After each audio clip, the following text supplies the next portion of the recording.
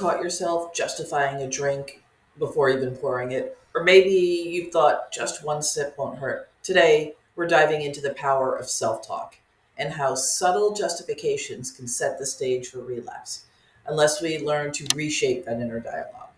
When it comes to recovery, our inner dialogue can either be our best friend or our biggest saboteur. It's not only about identifying triggers or avoiding specific people, places, or things. Successful long term recovery goes deeper, requiring an ongoing investment in building resilience through honest self reflection, accountability, and a well stocked mental toolkit. Hey folks, Dr. Joe here. Welcome back to my channel.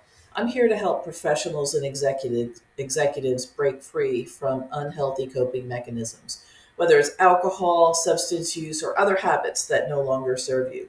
Together, we focus on building positive habits that retrain your brain so healthy coping becomes your go to. I believe you can learn to manage executive stress strategically and, most importantly, enjoy life sober. If that resonates with you, don't forget to like, follow, and subscribe for more tips on thriving without unhealthy habits. Self talk is one of the foundations of lasting recovery. Our self talk shapes our neural pathways, the mental highways where habits form and are reinforced. Every time we repeat a thought, we strengthen that network. So when our inner dialogue skews towards, I can't handle this, if they leave me, I won't survive, or I deserve a break just this once, it creates a ground for relapse. This thinking impacts not only how we feel emotionally, but also how our body handles stress, regulates mood, and makes decisions under pressure. Negative self talk increases stress hormones like cortisol, weakens impulse control, and undermines our recovery efforts. The good news: positive self talk can be equally powerful. By reshaping our thoughts with affirmations and gratitude, we encourage resilience, motivation, and a greater capacity for stable decision making. Think of each positive thought as a seed in your mental garden, nurturing neural connections that promote well being rather than relapse. The key is building a recovery first mindset. Everyone's recovery toolbox needs tools that actively shape and support a healthy mindset. This includes daily practices that cultivate gratitude and limit those negative loops.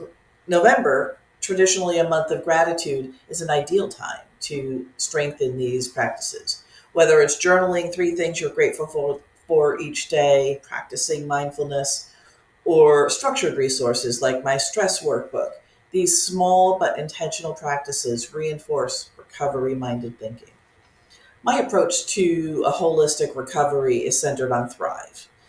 Transformational self talk for sustainable recovery, incorporating my Thrive framework, can also help create a roadmap for healthier self talk and thought management. Thrive isn't just about resisting triggers, it's about learning to meet life's challenges with a growth mindset. As we approach holiday stress and year end demands, building a toolkit with the Thrive principles, such as identifying patterns of negative self talk and replacing them with resilience focused affirmations, that helps us stay on track. For instance, in high stress moments, remind yourself, I am capable of navigating this instead of, I can't handle this. Small shifts like these accumulate, changing the landscape of our internal dialogue from defeatist to empowered. Let's rewrite justifications and overcome permission language. Another powerful practice is to recognize and rewrite justification patterns. Statements like, I deserve this, or just this once, are often unconscious signals that we're giving ourselves permission to veer off course.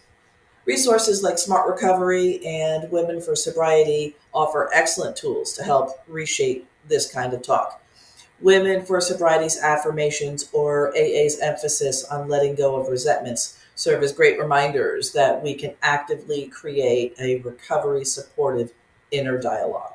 Working with a specialized professional can also provide a deeper level of support to recognize and change harmful self talk, offering you guidance tailored to your journey.